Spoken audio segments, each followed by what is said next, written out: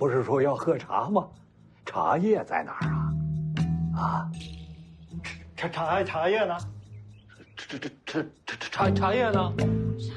茶叶，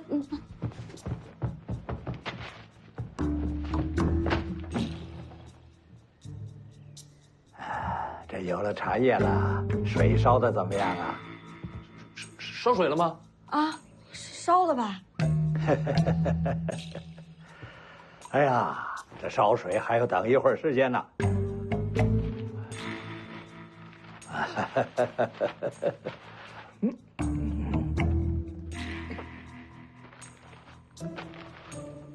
哎，世子不必惊慌，也不要误会，贫道这次来的目的就是要带小王爷回龙虎山。那我就没误会。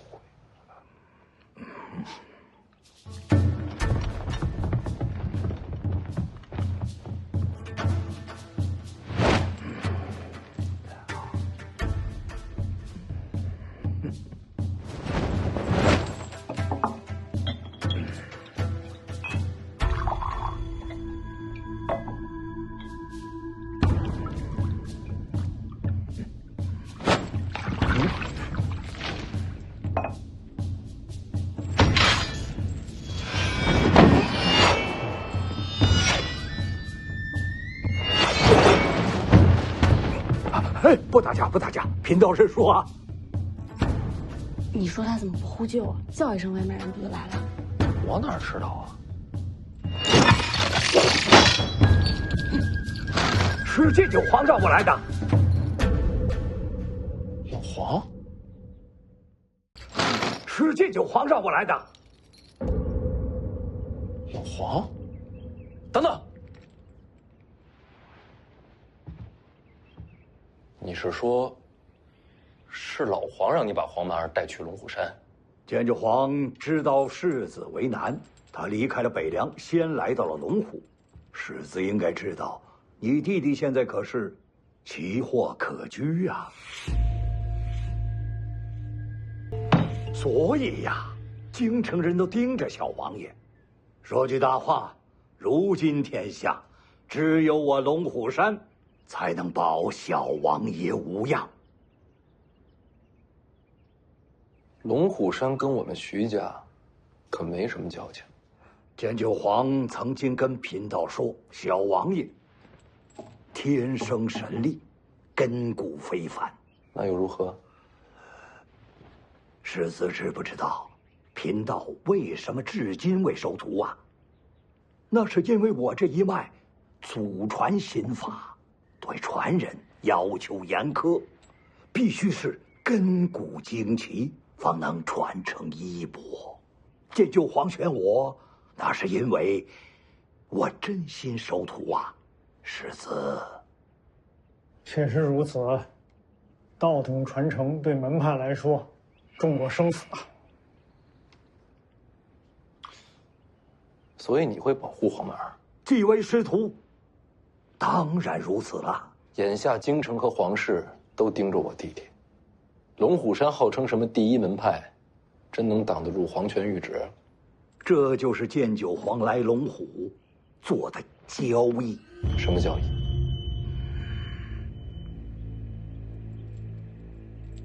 此事涉及皇室，乃是绝密，贫道只能说给您一个人听。啊，我去外边等。你可以留着听。我这样的身份，听黎阳吵的秘密，你是嫌我死得不够快吗？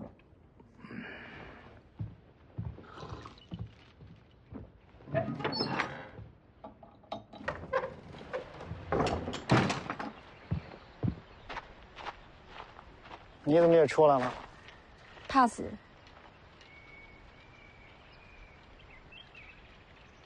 我真是看不懂你和徐凤年那小子。看不懂什么？小姑娘，世上人潮翻涌，遇到一个人不容易啊。人跟人又没链子锁着，时光一冲就散了。多珍惜眼前，别像我，到这个年岁，就剩下遗憾。没什么好珍惜的，我和他，结果早就注定了。什么结果啊？生和死。就剩我们俩了，说吧。世子觉得，这龙虎山为何能封为天下第一门派呀？投效的早。因为在龙虎藏着一个人，这个人也姓赵。那龙虎山天师一门不都姓赵吗？不是天师的赵，是皇室的赵。皇族。论辈分，他可是如今黎阳朝的老祖宗了。贵族藏匿在龙虎，这天下第一门派还能给谁呀？他为什么藏在龙虎？他在垂钓。什么？具体的你不用理解，你只需知道，此人求的是武道终极，人间至高。可是要想走通这条路，无敌城王先知是一道避不开的墙啊！龙虎山里有个老家伙，一直想试探一下王先知的底细，但是他根本不敢出声。那知道我要去迎战，欢天喜地的要在旁边观战，这不就是买卖吗？老黄用自己做交易。正是。剑九皇挑战王先知，那人借此探王先知虚实，条件是龙虎护住小王爷。那皇室能善罢甘休吗？毕竟是皇族先辈开口了。再说，他人留在龙虎，皇室自然放心。再加上，贫道我要传承弟子，必会在暗中守住小王爷。这明里暗里，小王爷都是万无一失啊。世子，剑九皇曾经说过，他来龙虎就是为了世子闯出第3条路来。我这几天一直在想我们这游历3年遇到的事情。老黄是没用，但是也想能够帮到少爷。老黄啊，他跟王先知分出胜负没有？最新消息，他已经来到武帝城外，估计这决战结果很快就会传来。若有消息，贫道第一个告知世子。话都说尽了，贫道现在可以见小王爷一面了吧？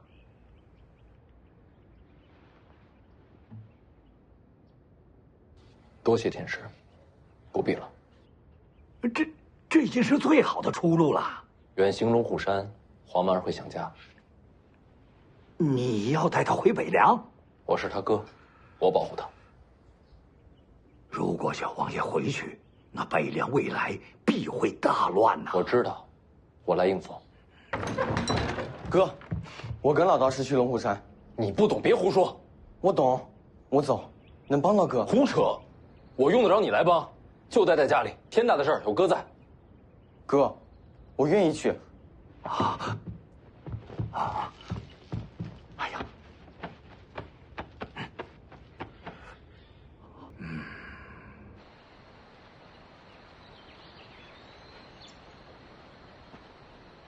出个门带这么多人，我也不想啊。门派最新规矩，天师出门，必须是这规模。那你刚刚干嘛关了门才说话？这架子要是不端足喽，他们肯定会禀报掌门。回头啊，得多啰嗦，麻烦得很呢。你们龙虎山规矩这么多？世子放心，贫道的庭院是在龙虎山的脚下，离门派很远。我那儿没什么规矩，绝不会委屈了我的徒儿的。不能打他，不能骂他，不能欺负他。我好不容易找到徒儿，我就算欺负自己，也不会欺负他呀。哎呀，世子，你就放心吧，贫道那儿是山清水秀、冬暖夏凉啊，小王爷一定会喜欢的。山里还有珍禽异兽，他想抓就去抓；山上还有桃树和山楂树，他想吃就去摘呀。山楂树？对呀，山楂树多吗？多呀，很多的山楂树。怎么，徒儿你喜欢吃山楂？我哥爱吃。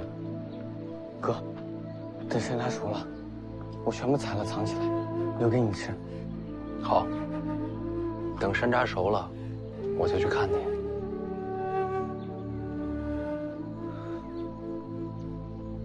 好了，我们走吧。哎，等等，黄妹儿，哥想跟你要样东西，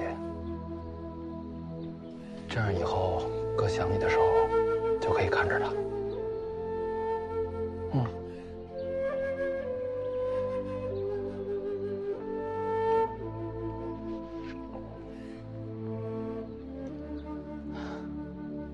好，哥，以后你要是想我了，就大声喊我，我一定能听见。哎呀，好了，世子，来，徒儿，咱们走。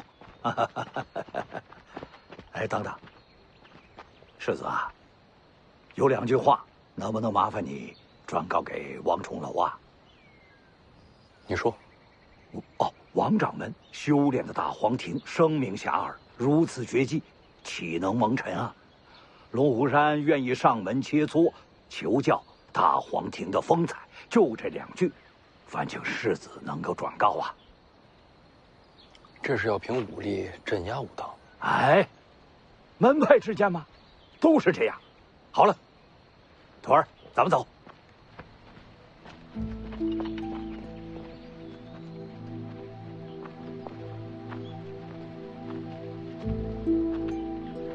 黄妹儿，你要是不想走了，就跟哥说一声，哥把你留下。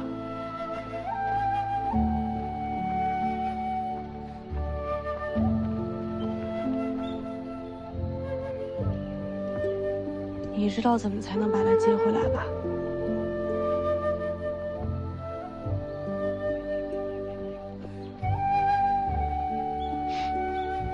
我知道。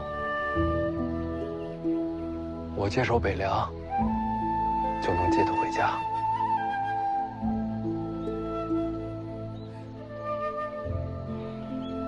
之前可一直说不想接手，把矛头都指向我，黄妹儿那边就轻松了。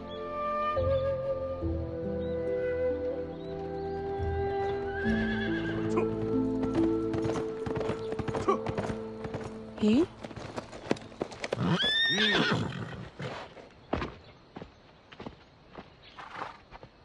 这是出什么大事儿了？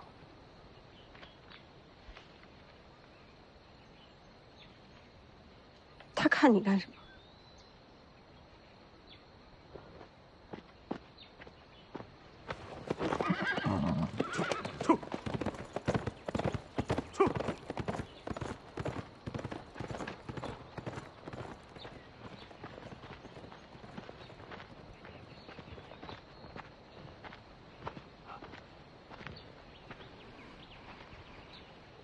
出什么事儿了？我也是刚刚得到消息，跟我有关？说呀！剑九皇死了。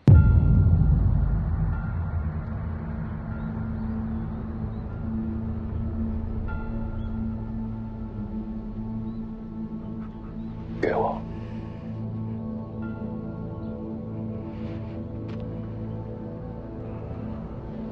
剑九皇，他去了武帝城后，先找了一个酒馆，要了2两黄酒、半斤酱肉、1碟花生米，炸的。他不喜欢粗泡，不喜欢水煮，就喜欢吃沾盐的油炸花生。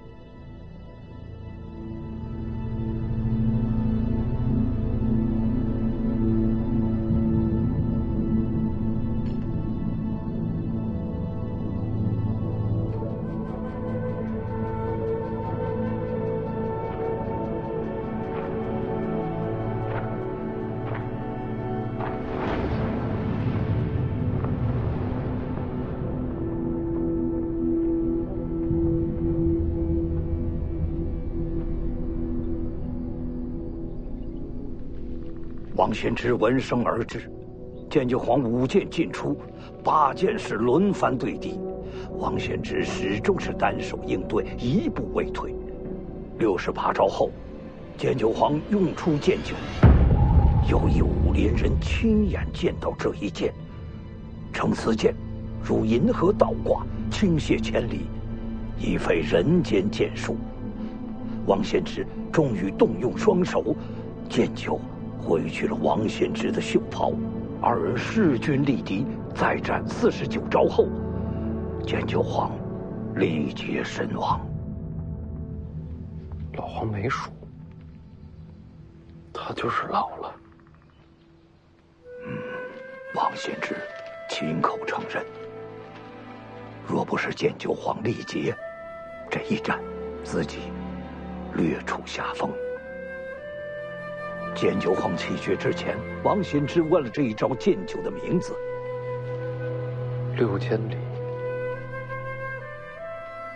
这一剑是我取的名字。剑九6000里。王献之感叹：此剑一出，天下再没有更高的剑招了。他的剑匣去哪儿了？留在了武帝城头。终了时，剑九黄经脉俱断，盘坐城头，望着北方，死而不倒。还有人听见他直到死前一直在哼一首古怪的歌谣。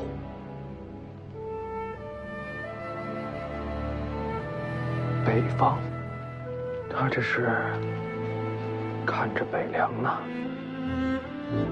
能把王献之逼成这样，天底下没有几个了。剑九黄已经是传奇了。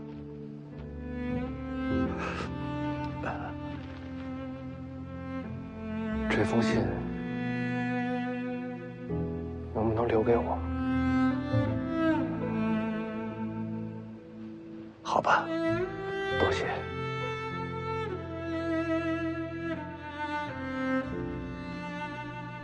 世子节哀吧。剑九黄也算是求人得人。贫道告辞了。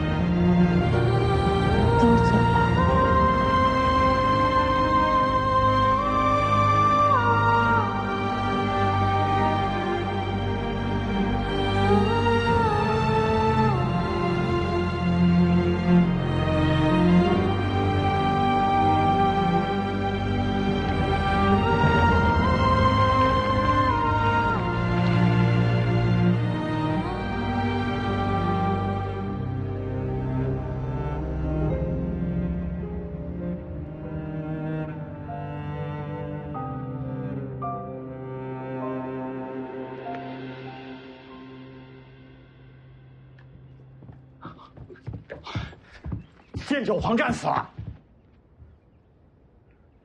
听说记下了对战细节。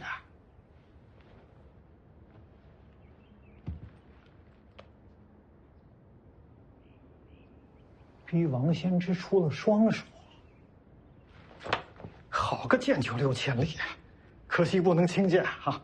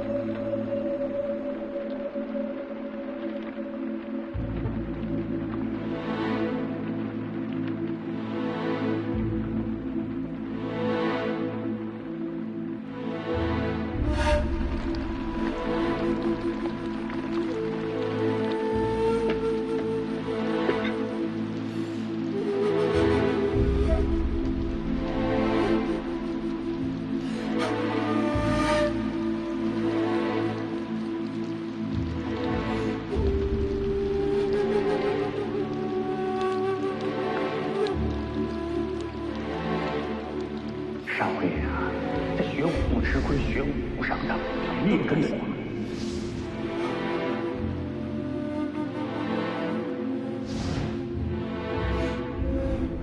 这道跟少爷游历这3年，把3年的点点滴滴融在里边，这才有了渐就。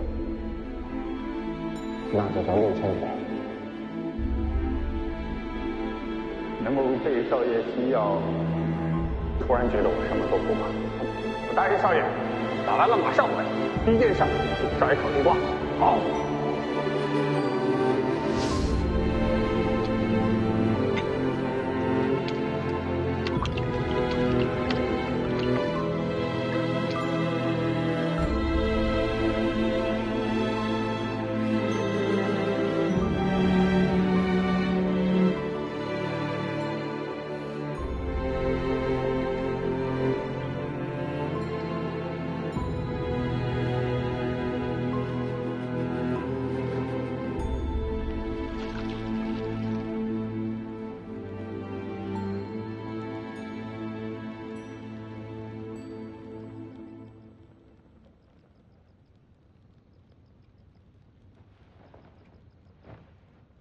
烛火不够，再亮点儿，我看不清楚。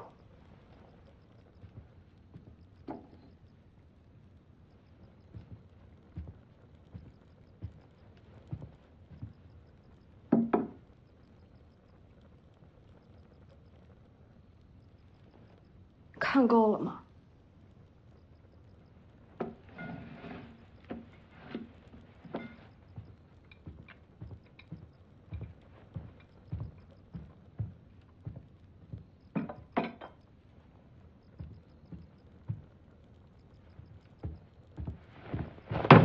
老黄死了，明白了吗？不对，什么不对？这信上写的不对。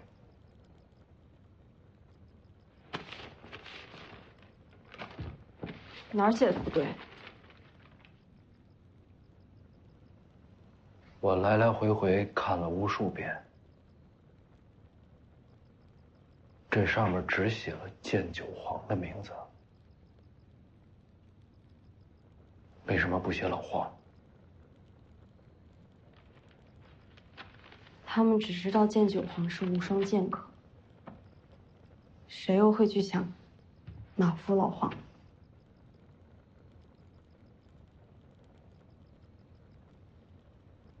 赵熙团说，剑九黄把王先之逼成那样，已经是传奇了。的确是传奇。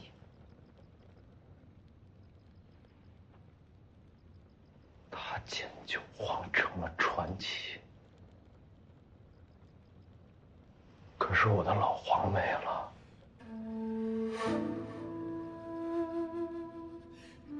我宁愿他不当上传奇，我宁愿他输了之后灰头土脸的跑回北凉。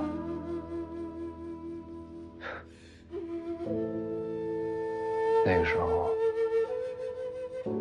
我肯定大笑一场，然后再去让他偷地瓜来烤。老黄没了。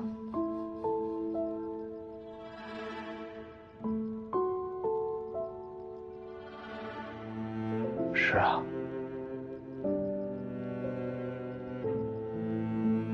老黄没了。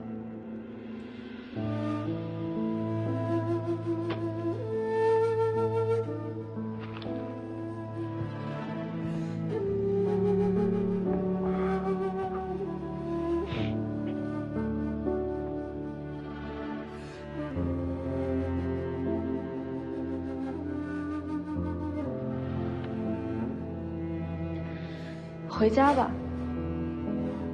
你弟弟去了龙虎山，你也没必要再待在武当山了。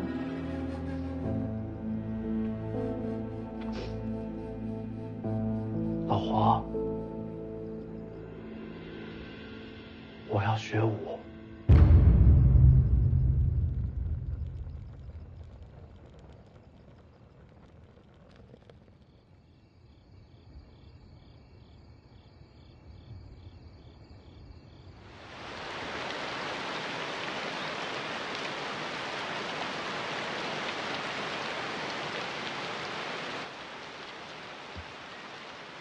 想学武？你这个身份学什么武啊？想杀谁一句话，北凉铁骑就替你杀干净。我想自己动手，去武帝城战王先知。你知不知道自己在说什么？老黄死在武帝城，我要把他剑匣拿回来。还拿回来？王先知是什么人物？有他在，天下便无敌意。你一招一式都没学过，现在跟我说要挑战王先知。是。你呀，找张床，躺在上面一闭眼，做梦去吧。我现在是不如他，但我可以练。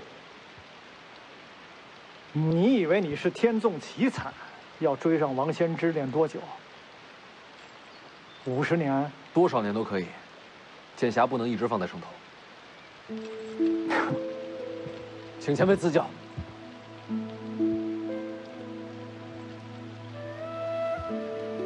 你来真的？行，想练什么？我只有刀。那就练刀。把刀提起来，手臂伸直，站半个时辰。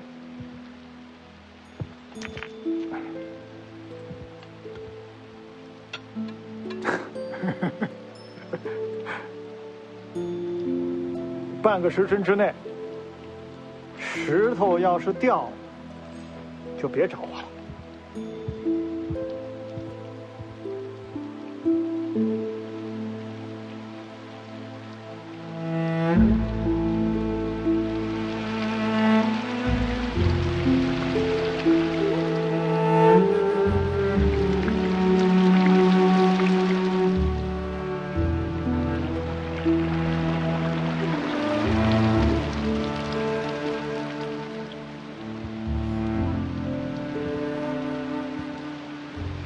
没事吧你？离我远点。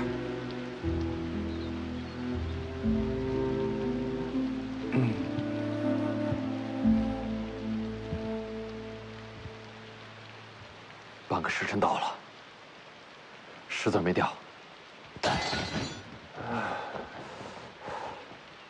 佩服。接下来练4个动作：直刺、斜撩、竖劈、回来。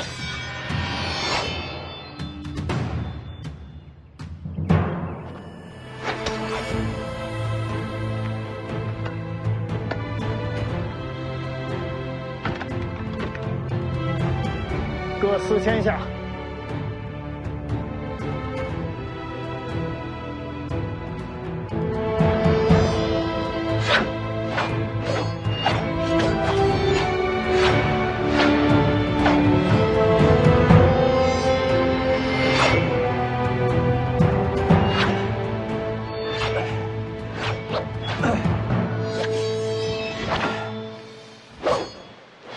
你要明白，王先知是天下习武之人的心魔，是一座无法逾越的高山。哪怕是当年一剑威临天下的剑神李淳罡，都被他2指斩断名剑木马牛。赵熙团给王重楼传话，说什么？王掌门修炼的大黄庭声名遐迩，龙虎山愿意上门切磋，求教大黄庭的风采。你怎么不早点告诉我？忘了。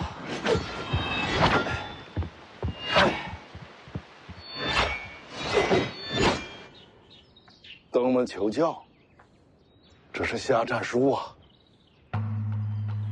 龙虎山就要对我们动手了。咱也没招惹龙虎山。龙虎山如日中天，又有朝廷做靠山。我既然练成了大黄庭，他们自然想打败我，好踩着武当的名头往上爬。咱打赢他不就行了吗？哪有那么容易啊！真打赢了，武当岂不成了龙虎山头号大敌？真到那时候，只怕武当真的要毁在我王重楼手里喽。不能赢又不能输，这也太难了。徐丰年在做什么？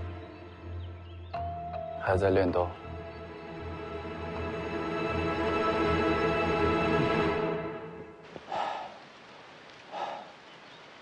我练的还行吗？乱七八糟。明天4个动作各加1000下。看来我还有点天赋啊。谁跟你说的？您答应老黄，只保我2个月，时限一到可就走了。现在2个月已经过了。我要是真朽木不可雕的话，您还能留在这儿教我？你们姓徐的，一个个都阴险狡猾。那您觉得我天赋有多好？我承认，你是天生练刀的材料，但刀法能练，内力真气怎么办？一起练。练是能练，可是太晚了，内力真气都是辛苦功夫，只能靠日积月累。你这个年纪才开始练，很难追上别人。有没有什么速成的办法？没有，事实就是这么残酷。你这辈子也不可能与王仙芝为敌。想去武帝城，除非动用北凉铁骑。明天4个动作，我各加2000下吧。没有意义，没有内力做基础，2流高手就是你的极限。我努力试试。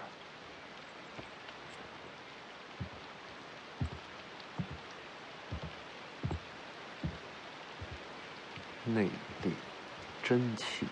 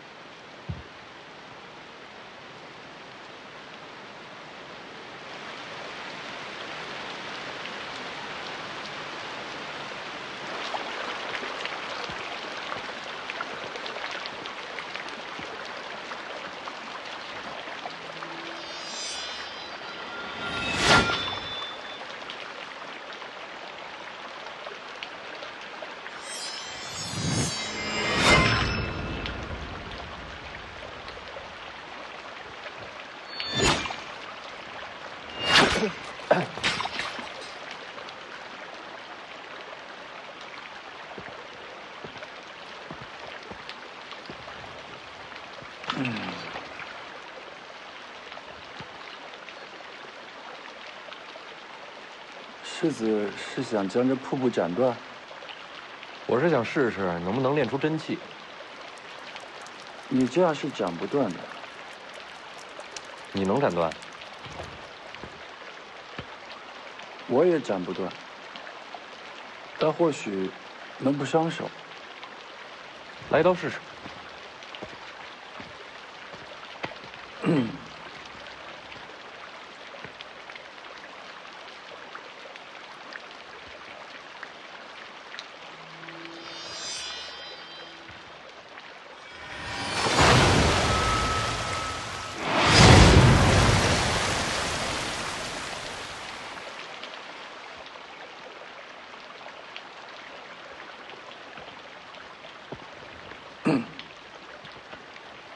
你会武功？不会。那你这是什么门路？其实这是拳法路数。你不是不会武功吗？哪儿学的拳法？我自己想的。你自己想拳法？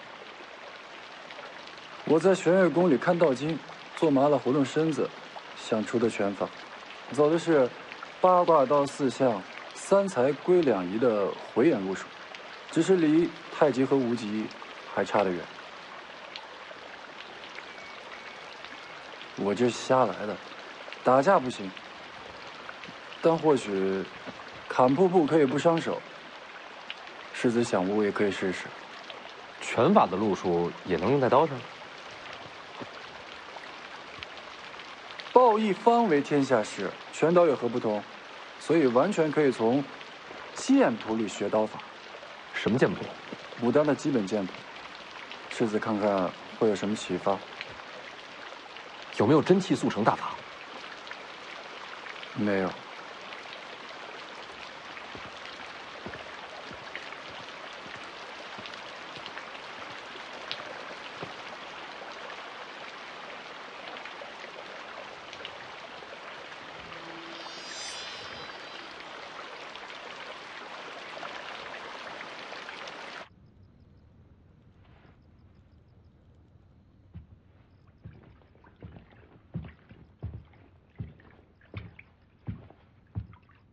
丑死了，洗完再睡。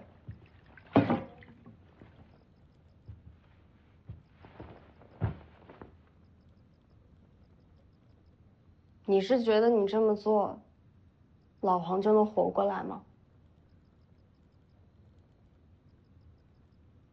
？3年游历，老黄一直劝我学武，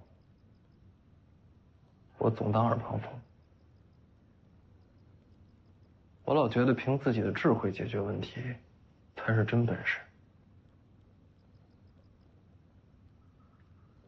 但我现在才明白，我那些所谓的智慧，什么用都没有。被逼到了绝路上，是老黄替我闯出了一线生机。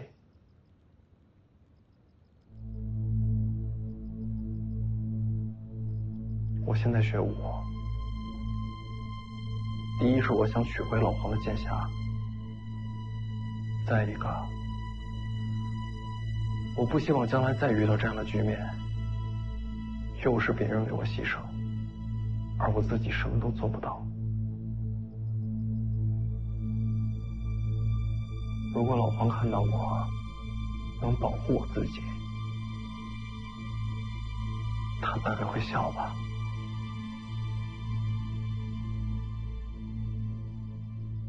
别把自己练死就好。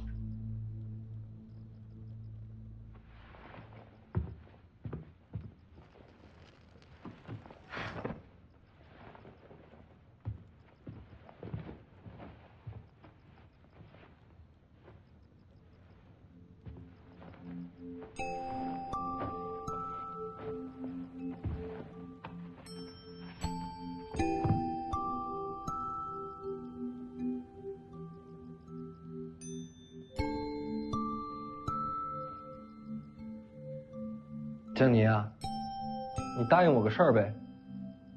干嘛？将来我要是遇上麻烦，你千万别管我，转头就跑，行吗？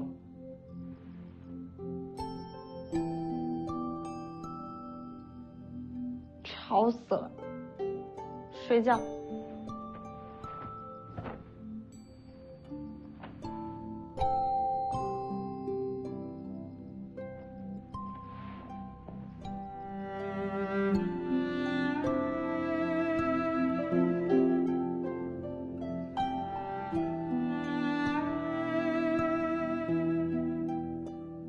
如果你快死了，我会先用神符捅你2刀，起码让你死在我手上。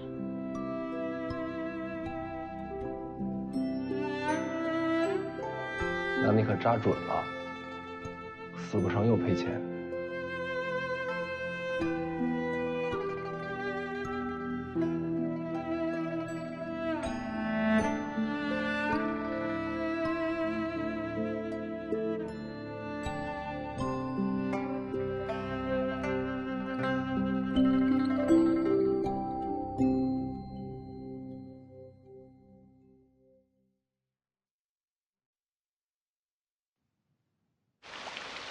世子，世子，上次怎么做的？再来一遍让我瞧瞧。别废话。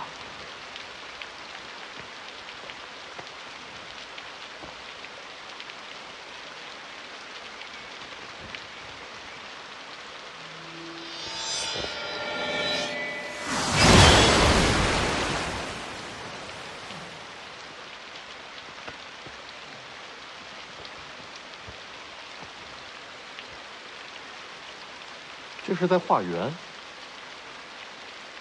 所所以本质上还是复归于无极的道理。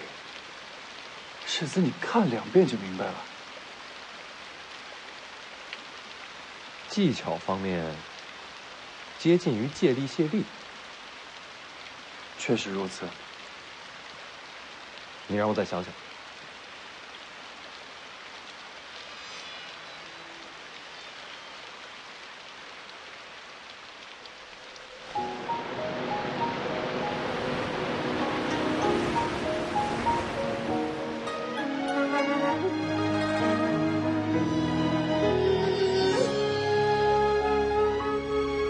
这段路的尽头，就挥一挥手，用这份遗憾欢笑对匆匆。恩怨翻腾不休，听有苍生笑我痴梦，逍遥不够，山河漫漫游。残花待雪中，心事如风。铁马轻骑歌颂，肝胆万山重。曲风霜雨酒，斩断了俗世年头。一夜东去，青丝到白首。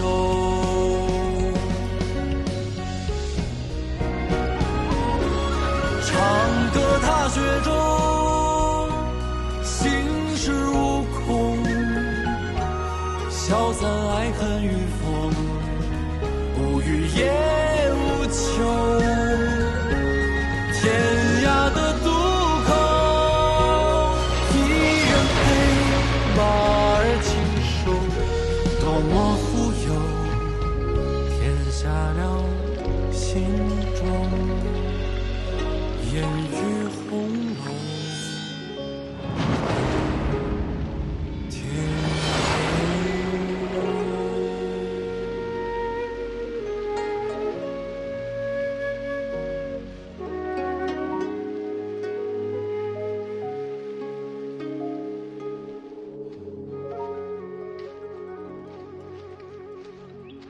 今天居然没晕倒。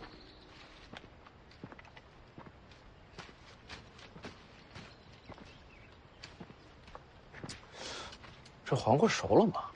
不许动！没熟啊？这是我的菜园。你种菜又不让人吃，你种菜干什么？我愿意。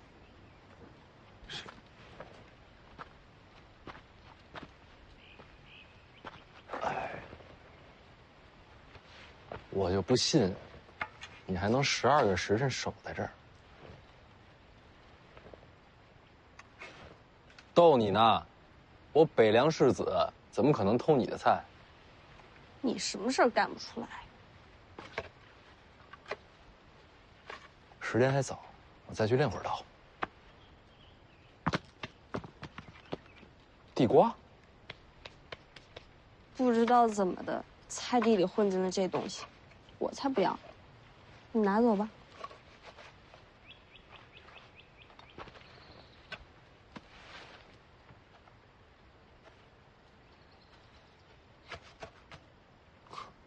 走，别烦我。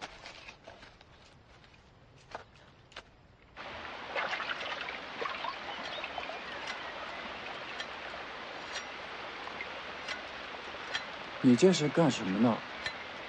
这法子挺适合练手法力的。倒是有趣。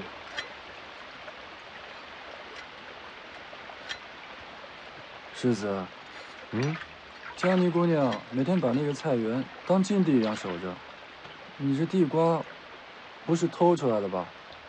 我担心她回头会砍死你。武当山上谁敢动那丫头的菜园啊？那江妮姑娘为什么那么喜欢菜园子？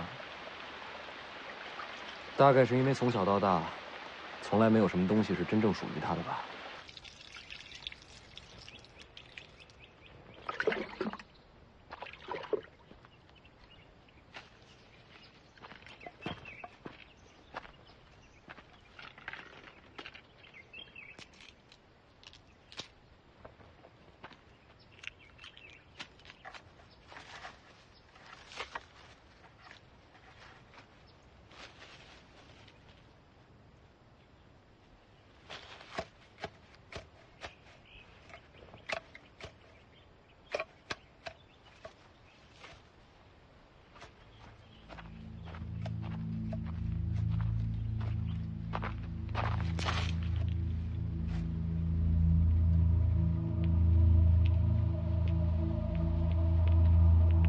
徐凤年呢？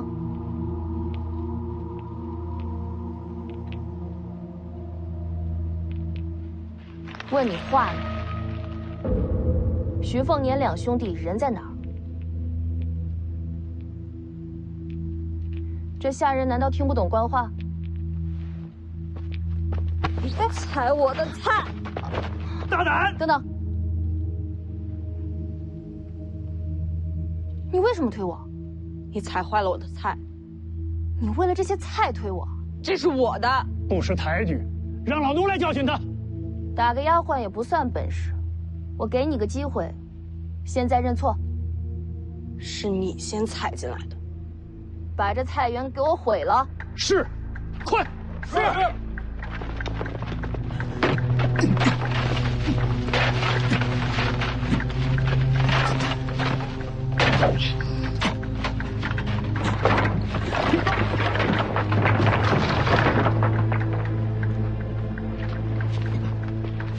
回头老奴给您洗干净。不要了，回头烧了。是。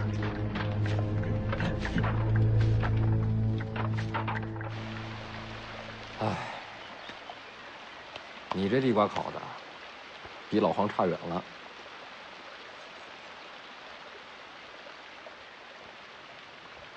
世子，你练武是为了上武帝城？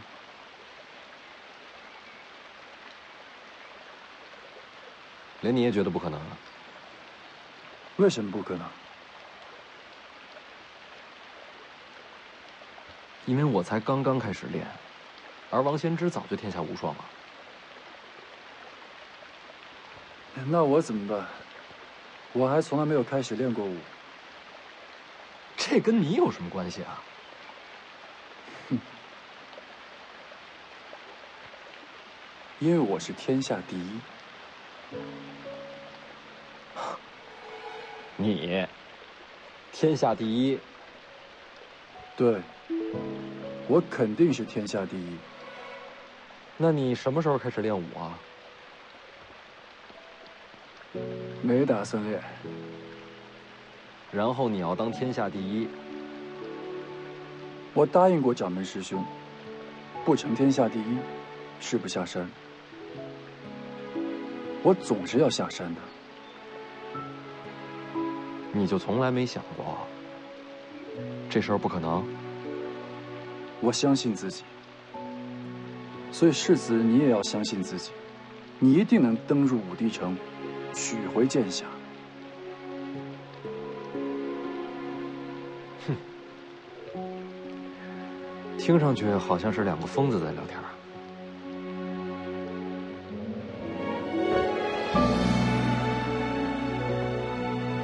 连自己都不相信，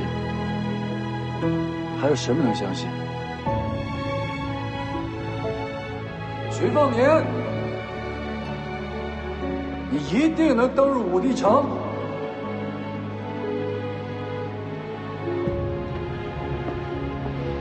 好，洪喜相，我等你天下第一。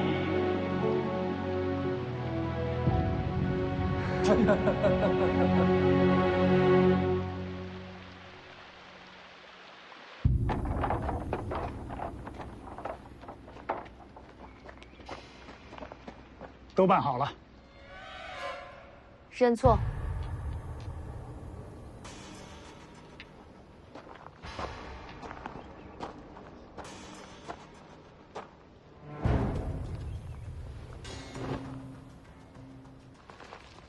要哭？眼泪可没用。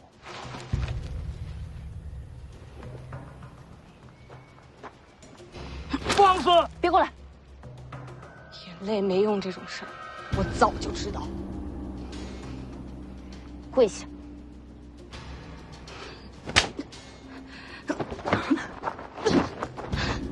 你还想还手？您何等身份，无需亲自动手，别落了脸面。张嘴，打到认错为止。是，上。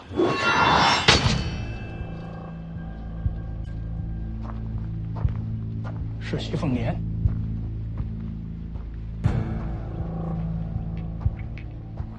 这位想必就是北凉世子了。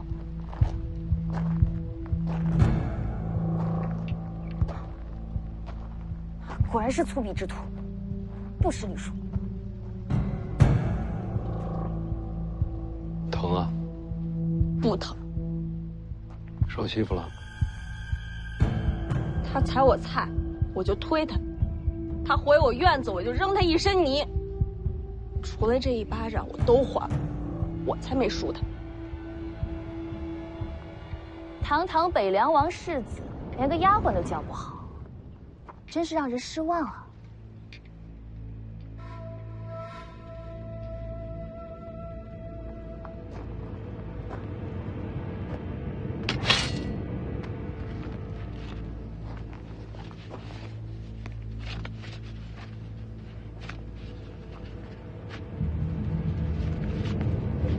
你这是什么意思？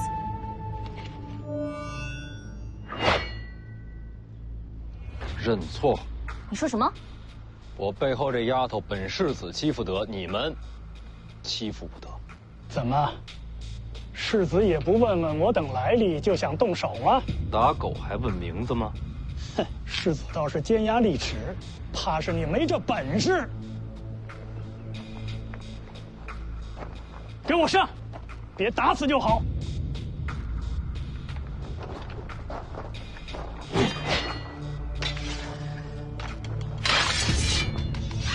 这就收到了。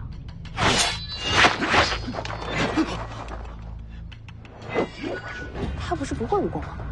应该是刚入门，看他那力道技巧，倒也上乘。只可惜啊，终究还是少了一点真气。就会这一刀吧？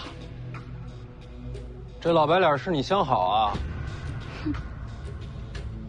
杀了他！找死！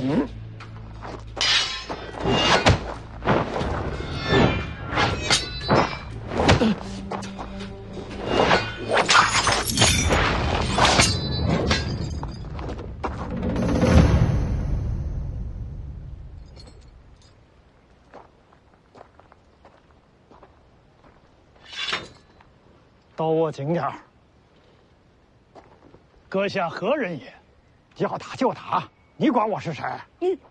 徐凤年，你知道我是谁吗？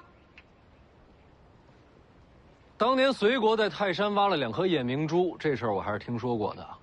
随珠公主的名号不就这么来的吗？既然猜中了我的身份，那还不跪下？应该是你跪我吧。3年之前咱俩有过婚约，虽然我外出游历3年，这婚事没成，但你也得算我半个娘子啊。徐凤年，我这人好说话，你不用跪我，给他道个歉就行。你让本公主给一个丫鬟低头认错，凭什么？前辈，打得赢吗？当然。就凭我这边能打呀！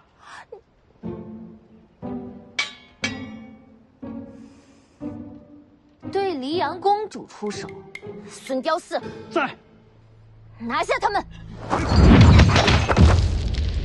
掌门，人到半山了，咱们就这么不闻不问吗？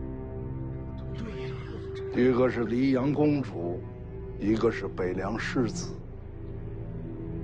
帮谁都是祸事。龙虎山送了战帖之后，已经有不少弟子相继离去。掌门，若是投效皇室，龙虎山就不敢咄咄逼人了。不就是上山比武吗？掌门的大黄庭未必就输给龙虎天师。输赢都一样。什么意思？龙虎山只是个幌子，想重新整顿天下门派的是皇座上的一位。京城能支持龙虎山，也就能容下我们武当。这几年龙虎山吞并了不少门派，个个都拆去山门，迁往京城。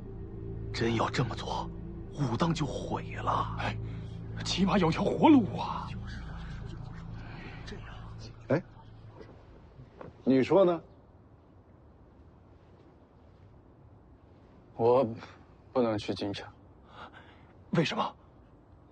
我发过誓呀，我成不了天下第一，誓不下山。现在可不是开玩笑的时候啊！哎，有道理。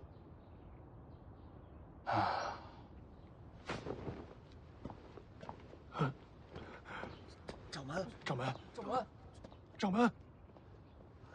哎，这会儿可以认错了吧？你到底要怎样？听不懂人话，叫你认错。不用认错，我只要我的菜园儿。什么？还我菜园儿！你好大的胆子！那就不认错，赔菜园。这破烂菜园能值几个钱啊？我说它值1000两黄金。好，1000两就1000两，回头给你送过来。回头？想赖账啊？现在没钱。手上拿的那是什么？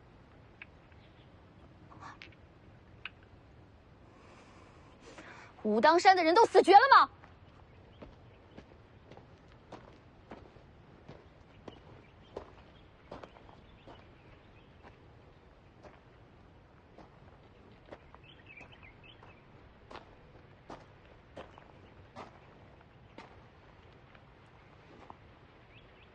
你是武当的？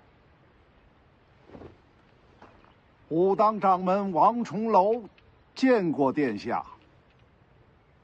我现在命令你们武当即刻出手，将这3人拿下。说来惭愧，本教只求心性，不善武功。武当山连皇室之命都敢违抗，实在是武功低微，让公主失望了。你这是要让自家山门万劫不复了。哎，我刚刚听到殿下跟世子说起了黄金，倒不如由贫道先替公主垫上吧。那可得让公主先写个借据，按个手印儿。很好，武当这是要当徐凤年的狗了？你这么说话，怎么跟人借钱？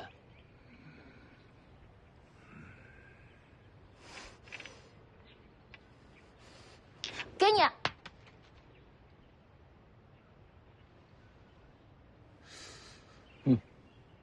一颗算你500两吧。都给你。前辈，请收刀。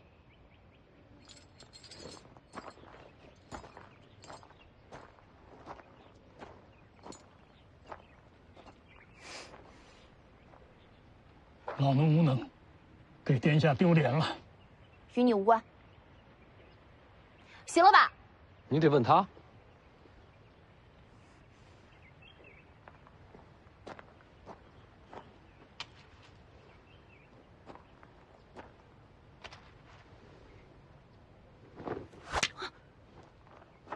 我只要菜园儿，你把它变成刚才的模样。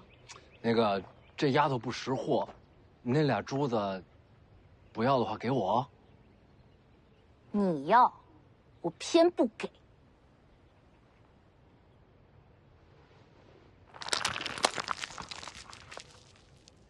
不会过日子，这败家娘们儿。徐凤年，王重楼，你们记住今天，把车复原。快去！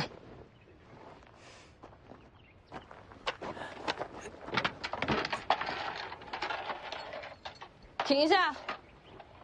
又怎么了？我想了想，你的人太脏了，还是别动我的菜园了。你是故意羞辱我？你给了我一巴掌，我羞辱你，勉勉强强算还清了。你还有什么话说？公主请自便。寻龙巷呢？殿下是来找我弟弟的。嫁我不成就要当我弟妹？你别欺人太甚了！我弟弟已经被人带去龙虎山了，不信你问掌门。贫道可以作证。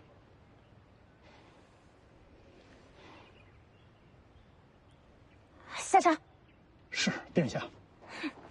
走。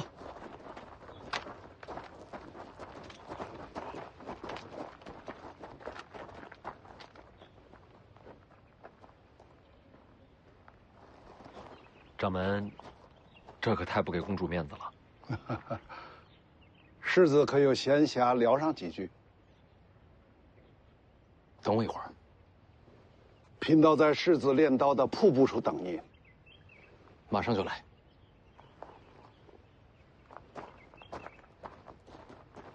咱马上回北凉，防止公主的手下找您麻烦。我还怕他不成？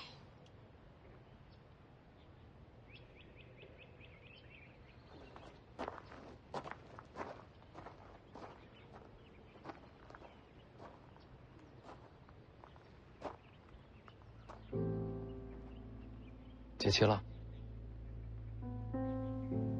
我没惹他，是他先踩我菜的。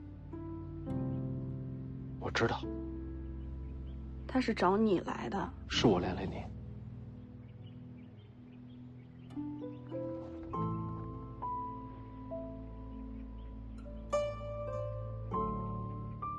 要不我给你复原？算了，我就这命，我什么都不该有。就算拥有点什么，最后也都会这下场。这世上哪有这样的命？我父王没了，母后没了，家没了，国没了，所以不用复原了。我生来就欠这世间的，都毁了才好。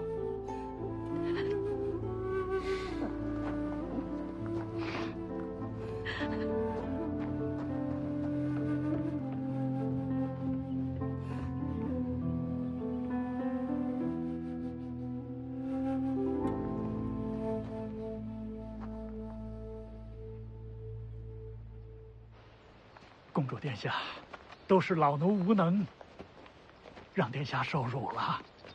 派人查查，徐龙相是不是真的去了龙虎山？是，殿下。你觉得徐凤年怎么样？回殿下，此人胆大包天。胆子大不大不重要，关键是人够不够聪明。此人倒是言辞犀利，应该不是愚蠢之徒。我觉得正好相反，此人莽撞无知，是真正的蠢材。殿下，为何对其评价如此低下？京城和北凉的关系微妙得很，表面上君臣齐心，暗地里嘛，他徐凤年若是真的聪明，便不该说穿我的公主身份。万一闹得不可开交，北凉和京城都无法收场。哦，殿下方才是故意惹怒徐凤年。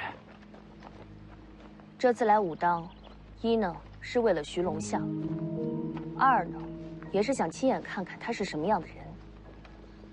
你还真以为我急着赶过来就是为了和他吵架？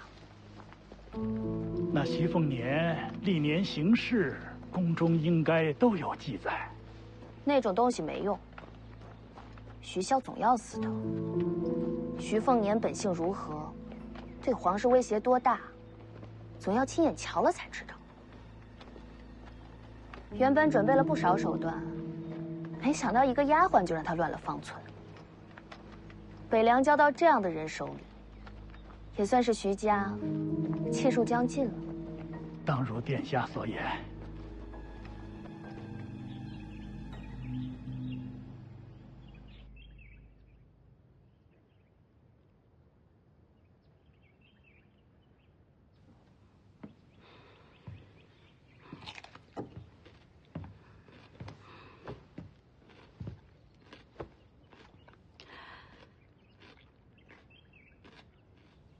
我觉得你命还可以，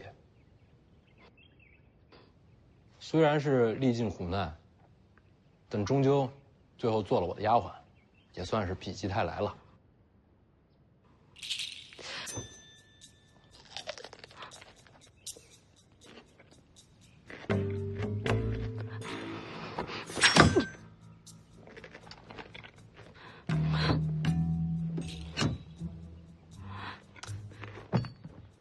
你这算是刺杀未遂了吧？是不是得赔钱啊？我扎地。那你不是脑子有病吗？匕首扎地了。是啊，就你最聪明。你刚刚故意挑衅嘛，就为了让那公主觉得你冲动易怒，是个白痴。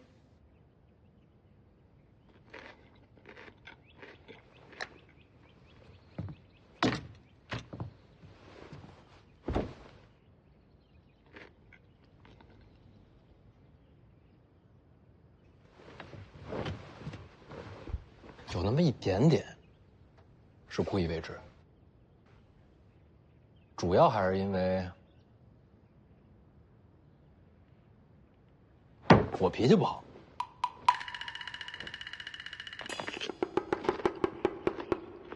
那你就是真白痴。你呢？明知道对方人多势众，你还针锋相对，那不是自找苦吃吗？这世间如铁石利刃，我偏就不服软。你这样，那随珠公主恨死你了。比起我，更恨你才对。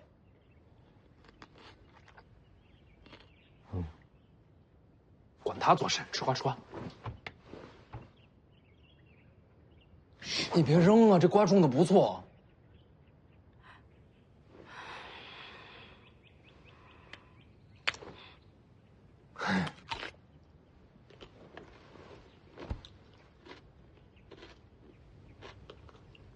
这还有几根。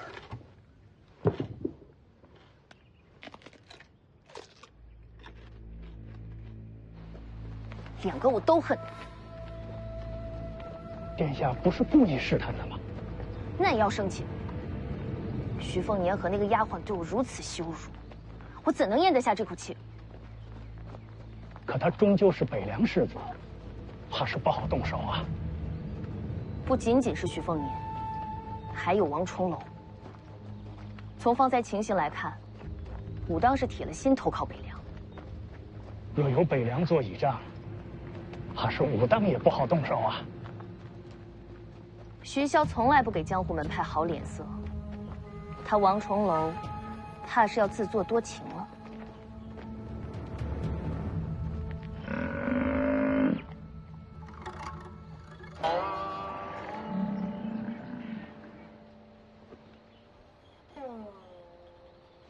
前方何人在此挡道？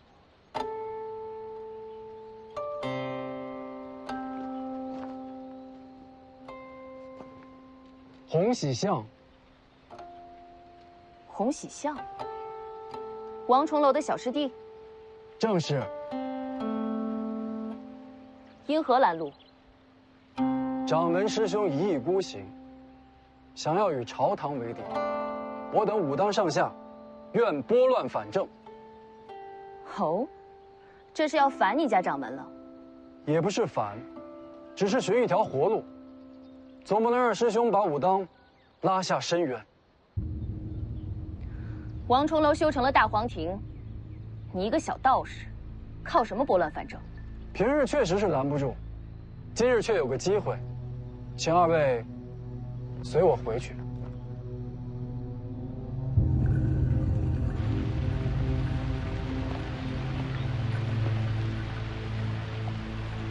刚才多谢掌门仗义直言。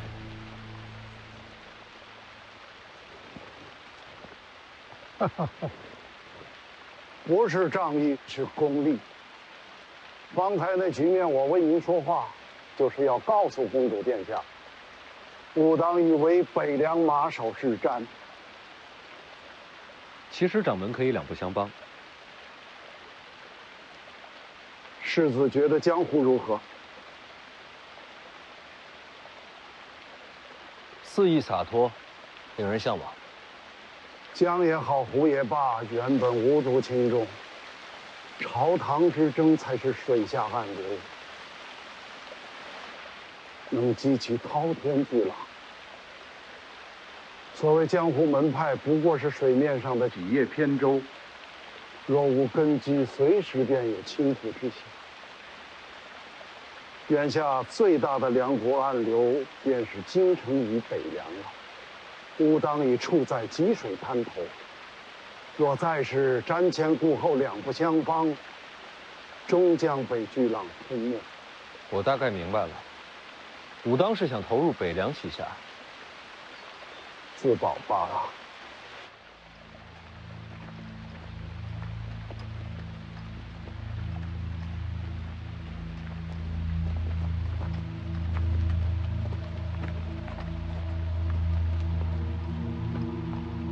你家掌门这是想做什么？世子应当知道，天下武者分为9品。听过。28品无需多说，单说这1品人物，王仙芝定是1品。没错。可1品之中，又分为4重。第1重金刚镜，金刚镜才是武者登堂入室，外敌难坏，根骨不朽。陪您上山的那位，大约就是这个境界。过了金刚镜，便是指玄，更是妙不可言。建九皇就曾是指玄境。老黄，您说他曾是指玄？不敌城头一战，建九皇最后一式6000里，已是稳稳的天象境界，已经很了不起了。确实，天下众生能入天象者屈指可数。武帝城王仙芝，在这重境界已做了半辈子，实在是高不可攀呐。 1品4重境界，金刚指玄天象，这才3重啊！最上一重称为地仙，这重境界也就只是传说了。往上再无景色了。 1品之上可成天人，怎样才算天人？4重境界虚无缥缈，我应该是看不到了。掌门特地跟我说明这些，又是为何？听说世子想要登上武帝城，那最起码也要到指玄境。世子天资没有问题。 就是起步晚了，那也没办法，我慢慢练吧。武当大皇庭虽非天下最强武学，可绝对称得上特别啊！怎么个特别法？大皇庭能改人根骨，这世子应该知道。除了改人根骨，大皇庭最神奇之处。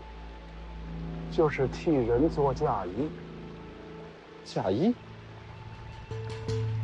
修大皇庭者，可将一身真气送与他人。真气送人？那你们人人修炼大皇庭，集中到一人身上，岂不是天下无敌了？启禀公主，大皇庭极难修炼。近些年来。 除了我家掌门一人，无人习得。那还好。而且还有一个苛刻条件，就是大皇庭只能传于从未修炼过真气之人，而且传送之后，具体吸收多少，要看天命，往往只有10之5、6。你要把大皇庭传给我？等等，传完了真气你会怎么样？ 真气散尽，自然是命不久矣。你疯了吗？贫道清醒的。你为了帮我，你命都不要了，我跟你不熟啊。不是为你，是为武当。我说得很清楚了。依靠北凉，武当才能传承下去。许萧不会同意的。不重要，只要看到我为你传功，谁都会相信。武当已是北凉麾下门派了。谁能看到啊？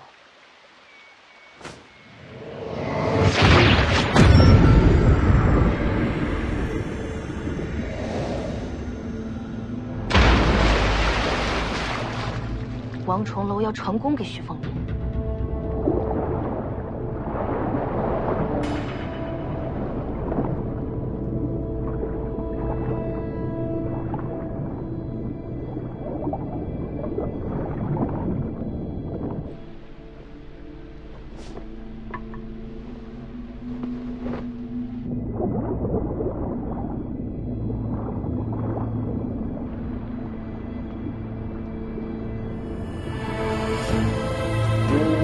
云霞分暮霭，闭目内敛自相望。才知我身皆洞天，原来黄庭是福地。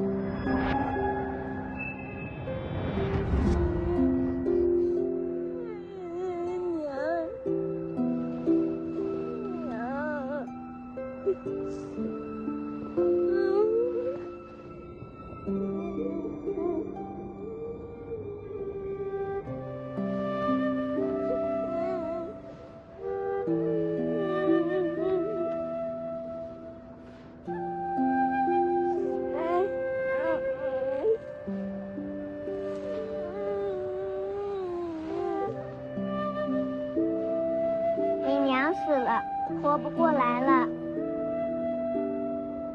可是你还有爹，还有姐姐，还有弟弟，我全家就剩我一个人了。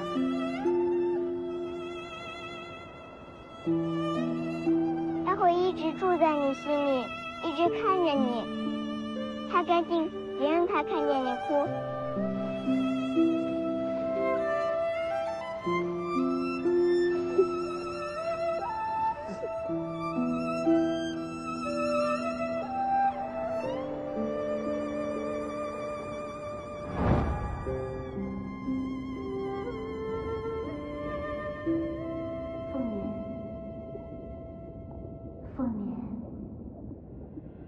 凤年，